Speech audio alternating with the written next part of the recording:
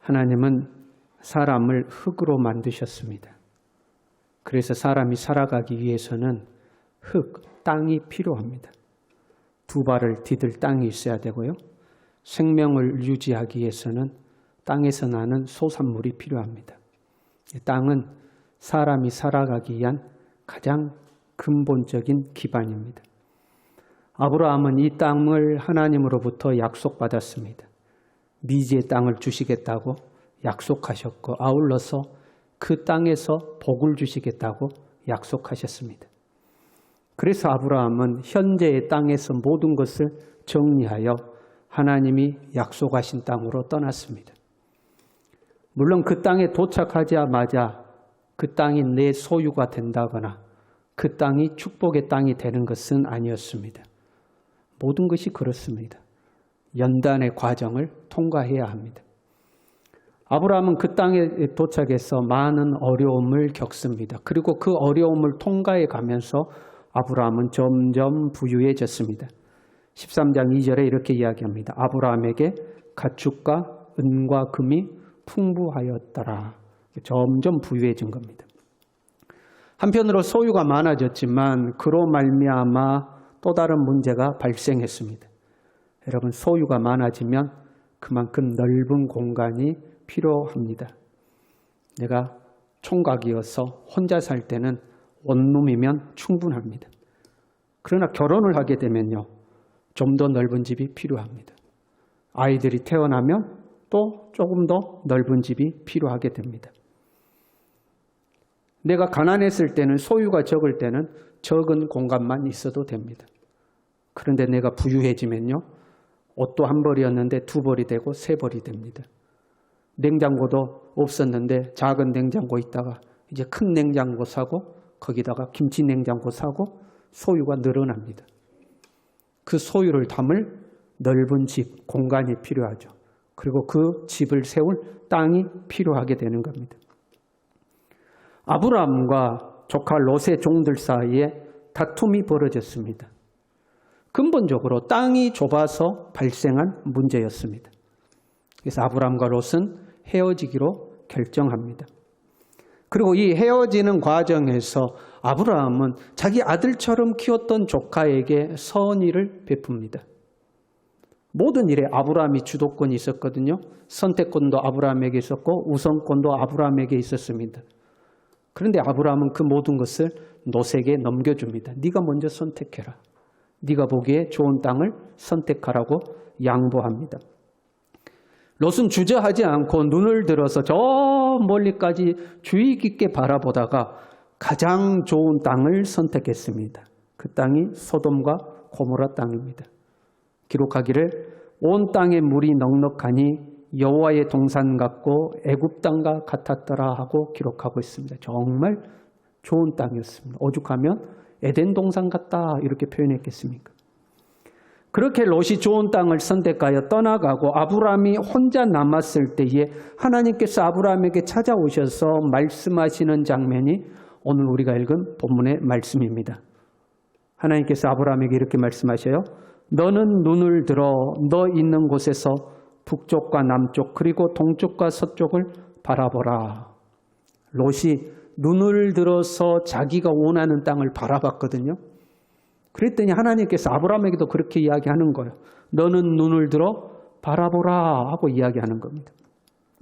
보이는 땅을 내가 너와 내 자손에게 주리니 영원히 이르리라. 너는 일어나 그 땅을 종과 행으로 두루 다녀보라. 내가 그것을 네게 주겠다. 하나님이 말씀하셨습니다. 여러분, 우리 같으면 어떻게 했을 것 같습니까? 꿈에서라도 하나님이 나타나셔서 야, 네가 네 눈으로 보는 땅을 다 너에게 줄게. 네가 발로 밟는 땅은 다 너에게 줄게 말씀하셨어요. 아침에 깨면 어떻게 하겠어요, 여러분? 일찍 일어나서 배낭을 챙겨가지고 가장 높은 산에 찾아다녀야 되지 않겠어요? 높은 산에 올라서 저 멀리까지 보고 하나님 내가 저 끝까지 봤습니다. 저 끝에 보이죠? 하나님 저 지평선 끝에 저기까지 내가 분명히 봤습니다. 혹시 잘 안 보일까 봐 만원경 꺼내가지고 보고 하나님 뚜렷하게 보입니다. 저 땅끝 저 나무 서 있는데 저 내가 저기까지 봤습니다. 다음 날은 다른 지역의 높은 산에 올라서 또 하나님 저 끝에까지 내가 봤습니다. 저 땅까지 제 땅입니다. 그리고 하루 종일 사방을 걸어다니면서 하나님 내가 여기 발도장 찍었습니다. 하나님 내가 여기 발도장 찍었습니다. 이 땅 제 땅입니다. 하나님 약속하셨죠. 주시겠다고 약속하셨죠. 발도장 찍고 여러분 다니지 않겠습니까?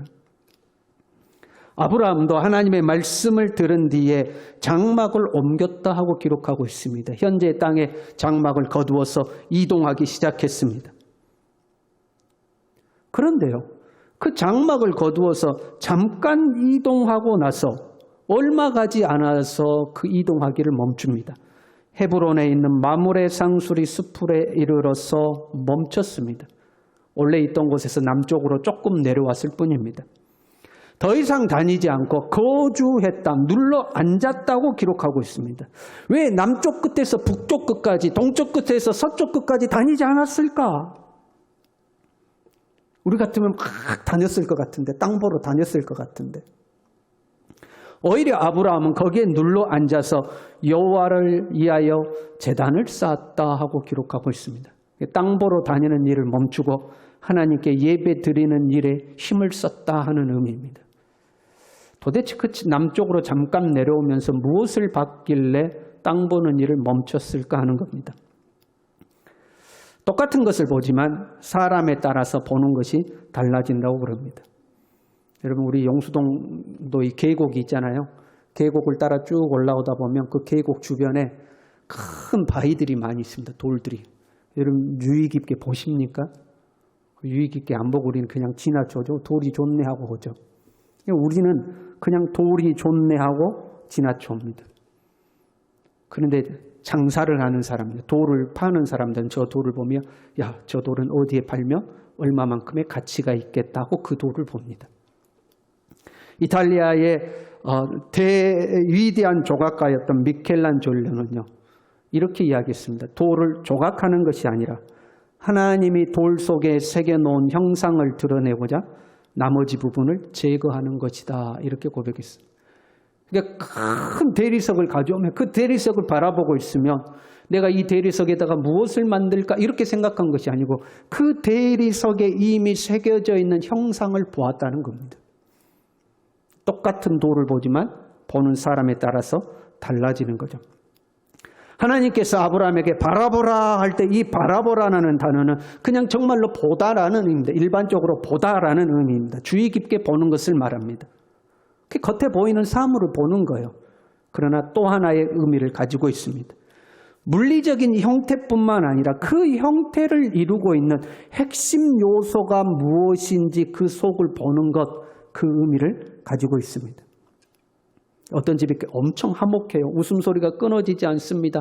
다툼의 소리라고는 아주 조그만 소리도 나지 않고 정말 화목한 가정이 있다고 그래요. 그러면 우리가 그 가정을 보고 야, 저 집은 좋겠다. 저렇게 행복하니 좋겠다.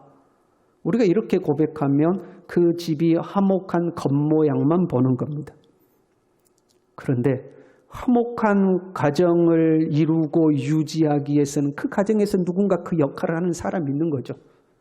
자기 성질을 죽이고 양보하고 희생하고 분위기가 좀 틀어질 것 같으면 그 분위기를 살려내고 갈등이 생겨날 것 같으면 그 갈등을 중재하는 역할을 하는 누군가가 있기 때문에 가정이 화목한 겁니다. 그 요인을 보는 눈은 따로 있는 겁니다. 어떤 사람이 성공했습니다. 그러면 겉으로 드러난 성공의 화려한 모습만 보고 야, 저 사람은 좋겠다. 성공했으니까 좋겠다 보는 것은 겉모양만 보는 겁니다. 그러나 그 사람이 성공했던 핵심 요인이 무엇인가? 저 사람이 성공할 수밖에 없었던 핵심 요인은 무엇인가? 그걸 보는 눈은 따로 있는 겁니다. 바라보라 할 때 이 단어에서 만들어진 단어가 선견자라는 단어입니다. 우리가 선지자도 있고 예언자도 있고 선견자도 있잖아요. 선견자라는 단어입니다. 하나님의 뜻과 인도를 보는 사람이죠. 모든 사람이 눈에 드러난 현상만 보고 있을 때 그 현상 속에서 하나님의 뜻을 보고 하나님의 인도를 보고 하나님의 계획을 보는 사람, 이 사람이 선견자죠. 그 하나님의 핵심을 보는 눈을 의미하는 겁니다. 아브라함도 처음에는 아마 이곳저곳 다니며 땅을 살펴보았을 겁니다.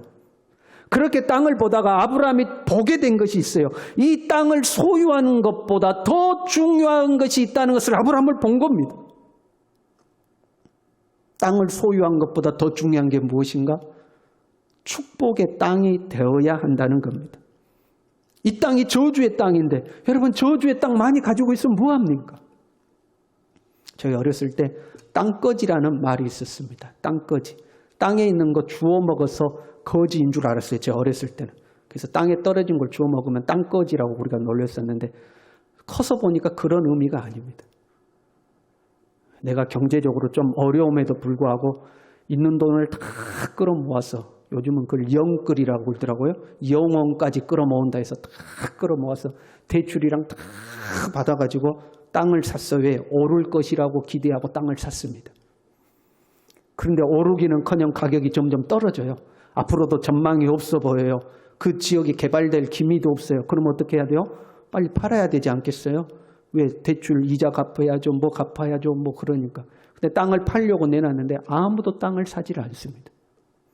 그럼 땅은 있지만 경제적으로 어려워져. 땅은 부자인데 경제적으로 어려운 사람을 땅거지라고 부르더라고요. 아무리 땅을 가지고 있으면 뭐합니까? 축복의 땅이 아닌데. 저주의 땅인데. 그걸 소유해봐야 아무 소용이 없는 겁니다. 가나안 땅은 젖과 꿀이 흐르는 축복의 땅이라고 우리는 알고 있습니다. 실제로 비옥한 땅입니다. 민수기 13장에 보면 12명의 정탐꾼을 보내는 장면이 나옵니다. 이 12명의 정탐꾼이 40일 동안 땅을 정탐하고 와서 이 가나안 땅을 이렇게 보고 있습니다. 정말로 젖과 꿀이 흐르는 땅입디다. 정말로 그 땅은 비옥한 땅입디다. 근데 그게 전부가 아니었어요. 그런데 하고 고백하기를 우리가 두루 다니며 정탐한 땅은 그 거주민을 삼키는 땅입니다. 저주의 땅이라는 겁니다.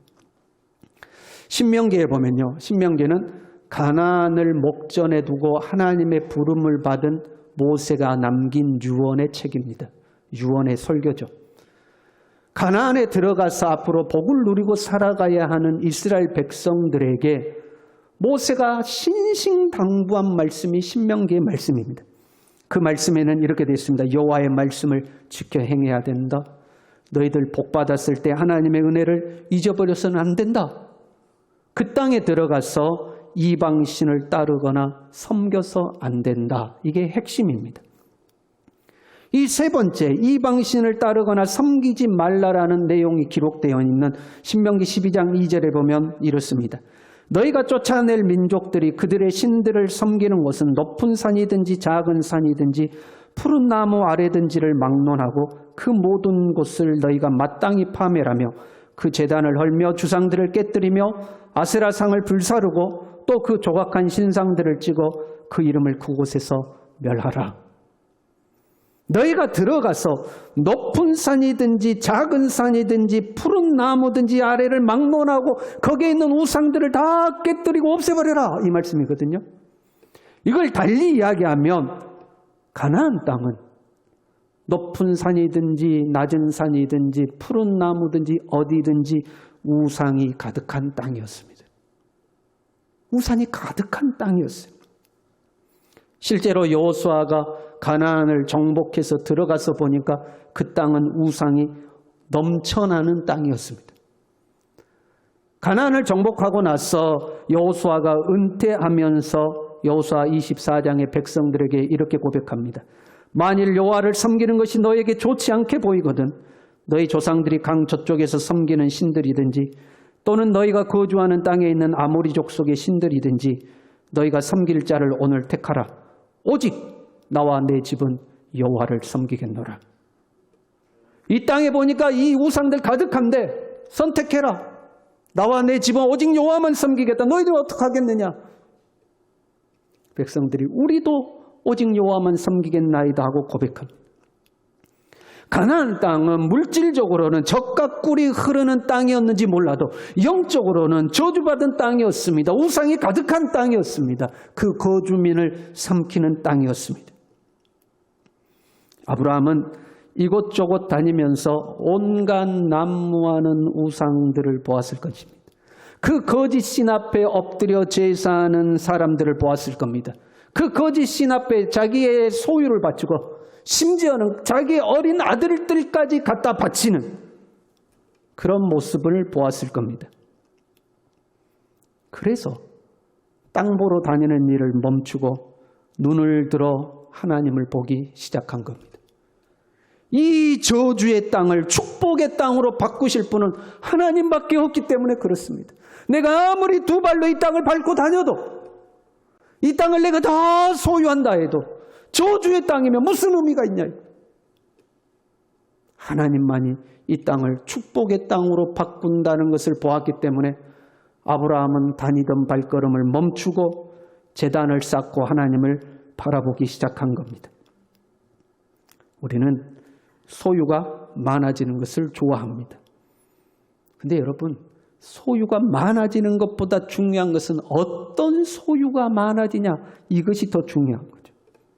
아무리 땅 많이 소유하면 뭐합니까? 그 땅이 저주받은 땅이면 소유할수록 고달플 뿐입니다. 불어나는 소유가 여러분 복이라고 확신합니까? 혹시 내게 불어나는 소유가 저주는 아닙니까? 우리는 땅입니다. 우리 자체가 땅입니다. 흙에서 만들어졌으니 우리도 땅입니다. 나는 축복의 땅일까? 저주의 땅일까? 땅은 그 땅에서 나는 소산물을 통해서 그 가치를 알 수가 있습니다. 축복의 땅 에덴에는요, 사방으로 강이 흘렀고 때를 따라서 각종 열매를 맺었습니다. 축복의 열매를 맺은 거죠. 그러나 아담과 하와가 범죄하여 쫓겨난 저주받은 땅에서는 온갖 가시와 엉겅퀴가 나왔습니다. 무엇이 나오느냐에 따라서 그 땅의 가치를 볼 수가 있는 겁니다. 내 속에서 탐욕과 탐심이 가득하고 온갖 욕망이 쏟아져 나온다면 나는 저주의 땅입니다. 거짓과 속이는 말이 내게서 나옵니다. 온통 더럽고 부정적인 언어들이 내게서 나옵니다. 나는 저주의 땅인 겁니다. 이기적이고 자기중심적이고 미움과 시기가 가득하고 수근수근하고 당파를 만들어 갈등하고 다른 사람을 비난하고 헐뜯기를 좋아하고 세상에 취하여 방탕하며 살아간다면 나는 아직도 저주의 땅인 겁니다. 저주의 열매들이 나오고 있는 겁니다. 그러나 내게서 사랑이 나오고 기쁨과 감사가 나오고 온유하고 인자하고 오래 참을 줄 알고 다른 사람과 화평할 줄 알고 선과 자비와 긍휼을 베풀며 절제하고 충성하고 살아간다면 나는 축복의 사람인 겁니다. 내 자신이 축복의 땅인 겁니다. 갈라디아서 3장 13절에 이렇게 기록되어 있습니다. 그리스도께서 우리를 위하여 저주를 받은 바 되사 율법의 저주에서 우리를 속량하셨으니 기록된 바 나무에 달린 자마다 저주 아래 있는 자라 하였습니다. 예수님께서 십자가에 달리실 때에 우리의 모든 저주를 짊어지고 죽으신 줄로 믿습니다. 그래서 우리는 축복의 땅이 되었습니다. 축복의 땅이어야 합니다. 그런데 예수님을 믿는 내 자신에게서 아직도 온갖 더러운 것이 나오고 있다면 무언가 잘못된 겁니다. 왜 나는 예수님을 믿는데도 불구하고 예수님이 나의 모든 저주를 십자가에서 담당하셨음에도 불구하고 나에게는 아직도 저주가 쏟아져 나온가? 선줄로 생각한 자 넘어질까 조심하라고 그랬죠. 우리에게는 근본적인 죄성이 있습니다. 누구라도 하나님의 은혜의 자리에서 멀어지며 이 죄성이 고개를 들기 시작하는 겁니다. 목사가 됐든 장로가 됐든 그 누구라도 하나님의 은혜에서 멀어지면 죄가 슬그머니 고개를 들기 시작하는 겁니다. 그래서 아브라함은 그 넓은 가나안 땅 돌아다니는 걸 멈추고 얼마 되지 않을 겁니다. 하나님 앞에 제단을 쌓는 땅. 하나님 앞에 제단을 쌓는 그 땅에 머물러서 하나님을 바라보는 겁니다. 이 땅을 축복의 땅으로 바꾸실 리는 하나님밖에 없습니다. 하고 하나님을 바라보는 겁니다. 그게 핵심이라는 것을 아브라함은 본 겁니다. 여러분, 하나님 앞에 이 땅을 지키시길 바랍니다. 하나님을 만나는 땅, 하나님의 은혜의 통로가 되는 땅, 하나님께 제단을 쌓는 그 땅을 지켜야 하는 겁니다. 그 땅에서 눈을 들어 하나님을 바라볼 수 있어야 하는 겁니다. 그리고 더 나아가서 그 땅에 엎드려서 우리의 삶의 현장이 축복의 땅이 되기를 기도하고 소원하는 겁니다. 통장에 돈이 막 불어나요? 그러면 좋을 것 같죠? 통장에 막 물질이 확 불어나요.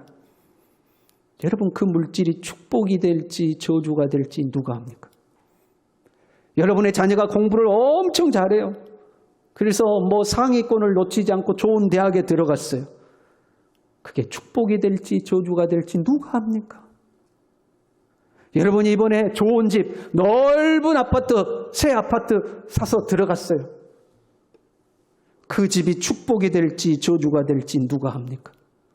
그 안에 예수 그리스도가 계시지 않으면, 그곳에 하나님의 은혜가 머물지 않으면, 그 땅이 비록 젖과 꿀이 흐르는 땅이라 할지라도 그 땅은 저주의 땅인 겁니다. 예수님이 없으면 안 되는 걸.